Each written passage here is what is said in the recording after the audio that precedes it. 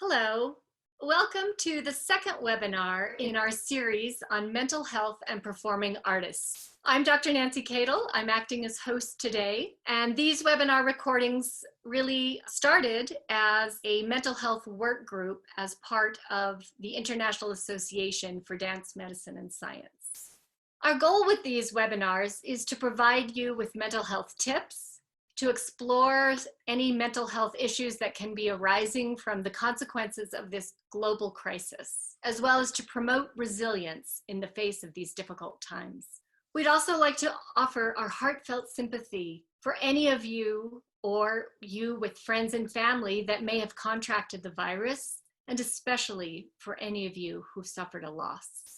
Some technical information: you can find links to these recordings either through the iAdams app, through the iAdams Facebook page, Twitter, and on Instagram. Today is a panel of amazing experts, Doctors Paula Thomson, Bonnie Robson, and Lynda Mainwaring, as well as Mr. Peter Lewton-Brain, the current iAdams president. So first up will be Dr. Paula Thomson. Can you help us understand why we feel this way and what it is we're feeling? I will do my best. It's a really complex question with a complex answer, so I'm going to make it as simple as possible. First and foremost, emotions are highly individual, and they're also situationally based. And given the pandemic and the financial crisis, these are extraordinary times with unusual outcomes and situations. So everyone has a myriad of emotions. But let's first clarify some terms, because that's where some of it can bog down. I have four definitions, four terms that I want to really clarify for each of you. Affect is a psychological term. It's a term that is used that combines emotions and moods. It's very biologically rooted. It gives us a feeling of pleasure or displeasure. It's a positive or a negative feeling. It can give us tension or relaxation, or it gives us a feeling of energy or tiredness. Sometimes our affects are blunted, and sometimes they're highly volatile. So moving to the second term, emotion. Emotion is literally energy in motion. It's always changing and moving. It tends to be short-lived, and as performers, we rely on emotions for our expressivity. The third one is mood. Mood is longer, it's more pervasive. It might last hours, days, or for some people, years, or even a lifetime. And when you're in a mood, a good mood or a bad mood, you can have emotions running through and affect. And lastly, the fourth term is feelings. Feelings are our subjective, conscious awareness that we have an emotion. So many times when you're a performing artist, someone might say, "What are you feeling?" And for some, they say, "I don't know, I'm turning," or any number of phrases like that. When it's extreme, it's called alexithymia. You can't name the emotion or the feeling. But with practice, you can identify them and you can name them, and that actually gives you some power and efficacy. Now, sometimes people have a delayed response. When they have a delayed response in their emotions, usually it's a fear response. They're frozen or they're dissociated. And after a bit of time, you may calm down a bit, the arousal level may come down, and then you'll have a response. So if you're having delayed responses, it's perfectly normal. And for some, you may even have an atypical response. Many times people are at funerals and they start laughing with the others. It's normal to have these odd reactions under extreme circumstances. So our bodies feel emotions. They're in our body, and they can affect our thoughts. And that's coined coming from the bottom up. But you can also go the reverse way. Our thoughts can affect our body, which is top down. It's a very complex interface of our body, our biological, physiological, neurobiological processes. Our thoughts are cognitions, our perceptions, our appraisal systems, and all of those affect our motivation. So when we look at this topic, we're looking at incredible complexity. So I'm going to shift it to a slightly different angle and look at temperament, because that interacts with emotions. Jerome Kagan is this really cool researcher, and he did a study of newborn babies. He had a whole bunch of little babies, and he looked at them, and some did not react to sound or light. They just kept sleeping. And others were highly reactive. They didn't like the sound, they didn't like the light. Then he tracked them into young adulthood and looked at their temperament throughout time. And the highly reactive ones remained highly reactive. One baby in particular was called Baby 19. And Baby 19 was the most anxious of all the babies. And that baby stayed anxious. So they did MRIs, and sure enough, there were different brains interacting with the situations that were happening. The good news is those folks who were on the continuum of the anxious brain, the worried lot, the born to be worried, if they took music or dance and really practiced that, they were able to transfer that anxiety to something else. And that was collectively higher conscientiousness and a sense of self-control. So even though they were anxious, and definitely they also developed skills for control and conscientiousness. My lived experience is many dancers are very sensitive. They may be closer to the Baby 19, or they may not feel anything and be wondering why you're talking about emotions. All fine and well. Our temperament, the situations all affect how we interact. And the most important thing is it's moving energy. So we're living in really hard times right now. And we don't know what we're going to have when we come to the other side. And we don't know if we're Baby 19 or Baby 20, but we do know that we're doing our best. And there's others to reach out to share this moving energy. So thank you, Nancy. And good luck, everybody. Our hearts are with you and with all of us. Thank you so much, Dr. Thomson, for helping us to understand these really complex concepts and terms regarding emotions and all the possible varied individual responses we might have. Next, I'd like to hear from Mr. Peter Lewton-Brain. Mr. Lewton-Brain, what insights do you offer to dancers regarding the emotions that they're feeling right now? I think when anyone thinks of a dancer, and all dancers will know this, that people say, oh, you're so passionate. And there's this passion for dancing, you're so passionate. Dancers not only want to move themselves, but they want to move other people. And how do you move other people? And this, I think, comes back to the word emotion. And that one letter between E and M, and you've got emotion and motion. And of course, how you move people is the quality of motion. And how do you make quality of motion? I think the dancers are on a roller coaster now of emotions. It's going up and down and changing every day. And I think something we don't have to run away from, but to embrace. Those are the feelings which you can store in a kind of library, in an emotional bank. So when we come out of this and your dancing roles, there can be much more depth to it and more emotion to those movements. And the area of the body which often gets tight in this area, so the emotional center, you have the center of gravity, center of movement, and the center of emotions, which is around the sternum area. And this is a whole region between the throat and the sternum, which is perhaps the least developed in dancers. If we could speak, we would be actors, but we don't like to speak, so we dance. So this is a sort of restricted area.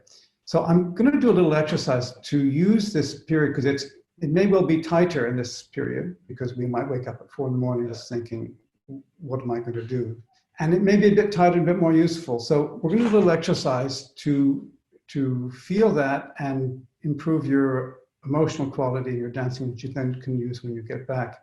So we're going to do a fascial exercise. So we're going to put one hand on the sternum, and you can do your port au bras to the side. You can't see my arm completely.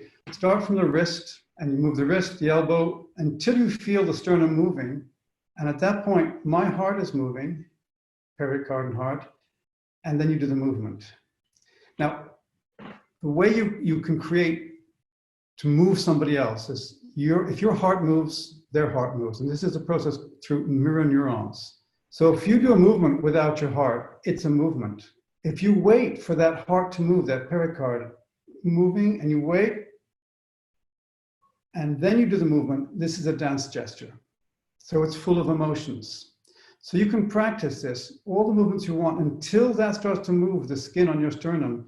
Don't do the next part of it, preparation and movement. Someone can call you. You can call the person, you can just sort of look. But if someone calls you and you wait for your heart to move and look, this can be almost over the top because it's good for a stage. You can practice your pantomime, you can practice all these things, but wait until that emotional center is moving. And this is a way you can practice. So when you go back, you have an extra tool in your pocket. So I wish you good luck with all these experiences. Keep these experiences, store them, and they'll be very useful when you're dancing and when you want to move people. Thank you so much, Peter. Thank you for helping us to understand how dancers might be able to positively use some of these experiences and emotions they're feeling for their performances in the future. Next, I'd like to reach out to Dr. Bonnie Robson. Dr. Robson, what advice do you have for dancers on how they can help themselves cope emotionally in these difficult times? Research has shown that in situations of quarantine or isolation, or in times when stressors outside are unpredictable, this can be a time where your emotions become aroused and sometimes even out of control. The ideal is to be not too relaxed, but not too anxious. If you're too relaxed, you might find yourself falling into being listless, apathetic. I just don't want to bother today. So what you might want to think about is your emotional temperature. What if your temperature is too high? That means you might look at your heart and your heart rate will be higher, and you'll be more worried, tired even, and interestingly clumsy. If your temperature is low, you're going to be has kind of a floating consciousness, poor decision making, and you're not going to be functioning very well. Even your movements will be slow. In taking my own emotional temperature, I like to think about the inverted U principle. And in that, as I increase my arousal, my focus, then my performance is better. I get the job done up until a point where it peaks. And after that, if I have any more arousal, it falls off. Now, let's say that you are experiencing a lot. Keeping a journal can be very helpful and even grounding. If you record your mood changes along with, say, some of the other changes in your life, such as nutrition, sleep, hydration, and even exercise, what things change your moods, and then you can adjust them as you see fit. If your emotions are out of control and you're not able to track them, you may want to talk to a physician, a mental health counselor, or a helpline. I know it's not always easy to contact somebody about your emotions, but sometimes you may want a friend or family member to give you a little help around making that phone call. And similarly, if you have a friend or family member who is out of control in their emotions, you might want to suggest to them that they contact a helpline. It's not always the best course to try and counsel your family member yourself. These are some tips that maybe have helped you, but they may not, because each of us is an individual. So good luck on your journey. Thank you so much, Dr. Robson, for those really practical tips on recognizing and managing our emotions. And I do really appreciate that it's very important reminding us to reach out to a helpline when we feel like our emotions are getting out of control. Next, I'd like to go to Dr. Mainwaring. With your experience working with athletes and dancers, what other tools might you offer to help better regulate our emotions? Thank you, Dr. Kadel. It's great to be here with all of you. Well, first, awareness is very important, as been pointed out already.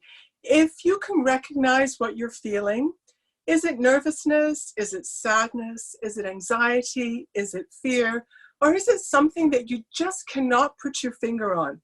Becoming aware of that sensation, that feeling, and taking your emotional temperature is the first step in trying to figure out what we can do with it. Second, if you can acknowledge that feeling, that emotion, that mood, that affect that is resonating inside of you, and perhaps reflect on it and put a word to it, and that way you can accept that feeling, embrace it, as we mentioned, and validate that feeling by acknowledging its presence.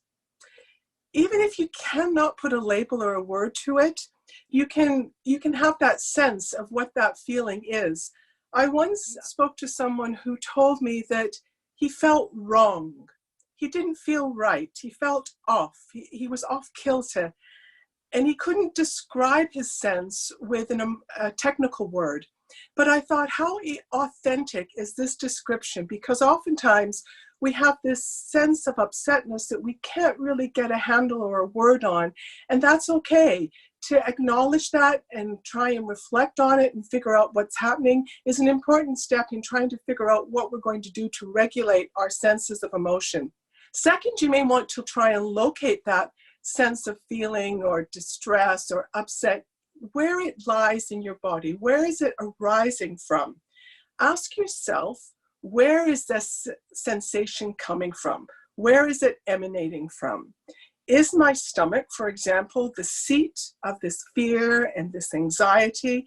Is it something that I can locate in my body? Maybe it's moving around. Maybe the emotion is jumping. Maybe my shoulders are feeling tense and those trapezius muscles are clenched and there's no way we can release them no matter what we do. And these are all very natural feelings, and if we become aware of them and acknowledge them and validate them, then we can work with them. And so there are a couple of strategies I'd like to share with you. There are many strategies, but let's go with 2 strategies today to provide some comfort and some sense of presence and stabilization, and try and help us feel connected to who we are, where we are, and what we're doing. So I call the first one Butterfly on My Heart. And Peter Lewton-Brain talked about this important area here, that oftentimes we don't pay enough attention to that area. And let's do a strategy that's going to help us calm our system down. And if you take the location of your clavicles, these 2 bumps here that stick out proximal side, you can actually feel them emanating here. And in between those clavicles, you have the sternum. And if we locate that point between the clavicles, this is where we're going to address this next butterfly on the heart. So we have that sensation and that feeling down the clavicle, in between the clavicles. Next, if you take your hands and you face your palms towards you and you cross your palms and interlink your thumbs, and then just wiggle your fingers. This symbolizes a butterfly that you may have seen flying around somewhere. And if you take that butterfly and let it gently land on your chest with the thumb in that space between your clavicles on the sternum, and gently, alternately, tap one side and then the other. Just gently tap. This is called bilateral stimulation of the nervous system, and you can create your own pace, but you want to try and just calm yourself, connect to yourself, and just give yourself a sense of soothing. Give yourself a nice sense of connection to who you are and where you are. So that's one strategy, using the butterfly on the heart. The second strategy is what we as developmental psychologists call a transitional object. And transitional objects are objects that, for example, a baby may use or a child may use if it's separated from its mother. It takes a symbol of that relationship with it to daycare or to the next room while it's sleeping. And I suggest we all need to bridge that gap between our familiar, our relationships, our sense of connectedness, and we could all perhaps use some sort of symbol or transitional object. And I'd just like to share a couple of examples for you now. We have Teddy, could be a transitional object. You just give that Teddy a hug. It could be a stuffed animal, a dog. It could be your ballet, your training shoes that you just put on your feet and you walk around in them and you do some moving, and it gives you a sense of stability. It could be baby 20, or it could be baby 19 that you want to just kind of take care of. And we all have inner children and inner childs that we want to protect. Or it could be a blanket or a pillow. You don't have to have a fancy stuffed animal. And you can just hug that to give yourself a sense of comfort and love. So those are just a couple of things that we can take with us anywhere to give us a sense of comfort, security, connectedness, and this sense of embodied love and the qualities that we know are familiar in our real worlds. So thank you. Thank you, Dr. Mainwaring. You remind us how important it is to acknowledge what and how we are feeling, as well as for us each to find ways to feel comfort, to feel safe and grounded, and how a favorite object can help. In closing, do you have any final thoughts for us? Thank you, Dr. Kadel. Yes, today we've covered many, many aspects of an important topic on emotion. It's a very complex concept, and it's a very integral part of our being. And as was really nicely pointed out, it's about movement and motion and where it resides in our body. And we can do things to help regulate some of those emotions in these difficult times. There are a number of strategies that have been mentioned today, very wonderful strategies that include practicing, embracing your emotions. So after this is all over, you can capitalize on these emotions and express them in your art form. We've talked about the strength of music and dance and movement to express our emotions and to maybe cathartic. We've talked about writing and journaling. We've talked about transitional objects and the kinds of soothing we can do to comfort ourselves. So we can give ourselves a big hug just to kind of give us a sense of grounding and security that connects us to where we were before. And if you're working with clients, you're working with a friend who's upset, try and acknowledge and validate their feelings rather than trying to move them through that feeling and tell them to get over it. We need to embrace our feelings and try and help ourselves and each other. So I'll just finish by saying the body knows, the body reacts, the brain interprets, and our minds can manage some of these difficult times and difficult emotions. So give yourselves a hug, everybody, and be well and be safe. Thank you. Thank you so much, Dr. Mainwaring. And thank you to all the fabulous panelists. I really appreciate all your insight and help today. And please join us next week for our third webinar, when we'll explore stress and coping in the time of COVID-19. Thank you very much.